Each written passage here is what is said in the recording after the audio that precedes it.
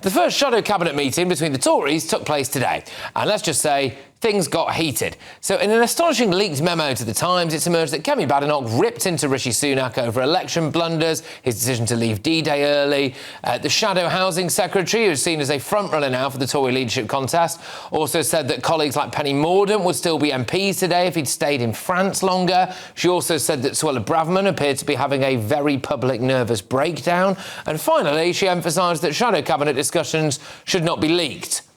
Well, that went well, didn't it? I'm joined now by former LBC political editor Theo Usherwood. Theo, so it's kicked off. Yes, it has kicked off. It's an extraordinary leaking, and of course it seems to be that Kemi Badenoch is now running the Conservative Party. She's taken over from Rishi Sunak de facto, going by this shadow cabinet meeting, saying that Craig Williams, who of course was the PPS, Rishi Sunak caught up in that betting scandal, was described him as behaving like a buffoon, and then of course taking aim at Rishi Sunak. I mean, he must have wondered why he'd hang around, because leaving the D-Day commemorations early is disastrous, and then of course going on to criticise the enormity of what had happened with that election defeat. I think there's a serious point to be made here that actually, and also just point out what she said about Suella Braverman having a very public nervous breakdown, is that there may be just a very simple opportunity for the Conservative Party just to forget having a conversation, forget having a talking about the direction the party's going to be in,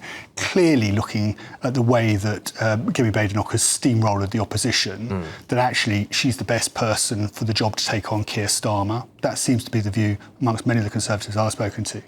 And actually, the problem potentially the Conservatives have got is that they allow Labour now to set the narrative, to pin all of the difficult decisions that they're going to be taking over the next year or so on the fact that they need to clear up the mess left by their Conservative predecessors, whether it's Boris Johnson and the pandemic or Liz Truss crashing the economy. You can have a debate about both, but actually, if Labour set this narrative, and they've already talked about this £58 billion of the cost of the chaos of the Conservatives.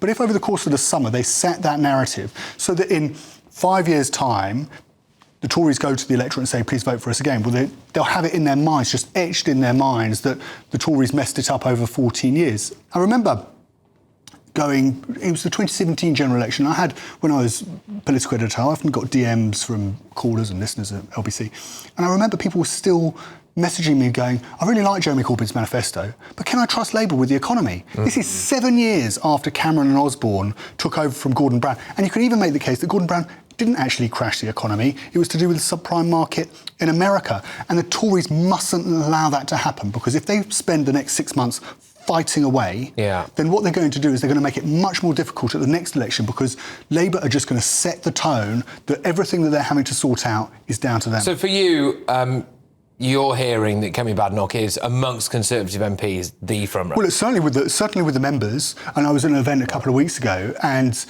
it was a Tory event, and everybody was talking about Kemi, and she was touring the tables, and she was speaking to the strategists, and it was very much along the lines that, this is who we should get to take over the party. And why have a protracted knife fight amongst Conservative MPs? Why go through that process?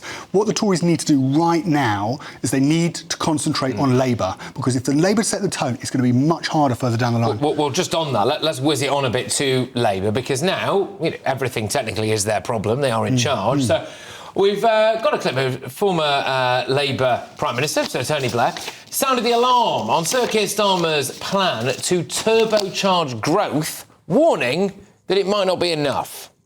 The simple and unavoidable truth is that unless we improve growth and productivity and drive value and efficiency through our public services, we as a country, Britain, are going to become much poorer.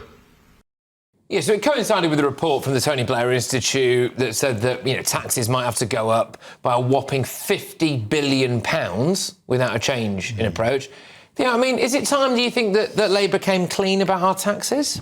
I think for Keir Starmer and Rachel Reeves, it must be really irritating Tony Blair coming in. He's now second intervention. Firstly, he was talking about digital ID cards to sort out the immigration crisis. Now he's saying that Labour's sums, Rachel Reeves and Keir Starmer's sums don't add up and they're going to have to find more taxes. I think what's also interesting is that during the course of the campaign, and this was a major attack line from the Conservatives, was that Labour hadn't owned up to potentially having to increase taxes to fill what is a sizable black hole at 20 billion at least, in terms of cuts coming down the track in the next couple of years to unprotected departments. So Tony Blair now intervening and saying, from the Labour side, saying you're going to have to put up taxes, that's going to sting, that's going to hurt Number 10.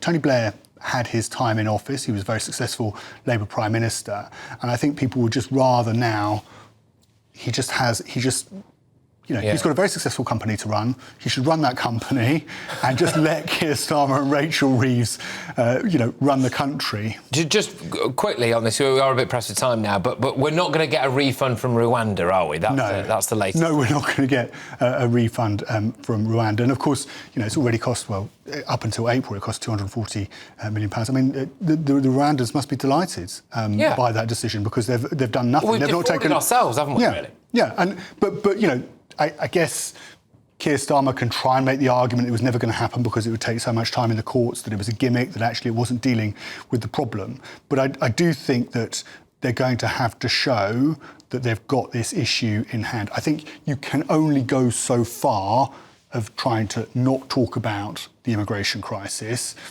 If in 5 years' time the boats are still coming here, we're already paying £6 million a day for hotels, then I think that's going to be problematic. And if you look at the changes that Labour have made, they're minute, and actually their plans at the moment are exactly the same pretty much as what the Tories were doing, minus Rwanda. But plus the cost. Plus the cost. This is it, because that was the argument, wasn't it? Well, we're wasting a load of money. Well, we have. It's gone. It's gone. It's down the drain. And I guess, I don't know if they drink champagne in Kigali, but if they do drink champagne in Kigali, I'm sure they're having a glass of it. They can certainly afford to, can't they?